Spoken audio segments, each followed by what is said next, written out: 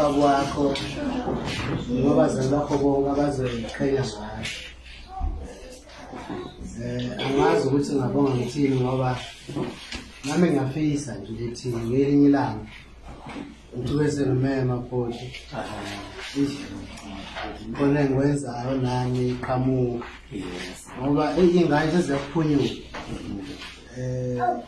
Ngibonga ngazana ekhaya ukuthi zimgadile umntwana wazi wakhula wangaka nasemenze umsebenzi the akahlobeke ngalayi faflanya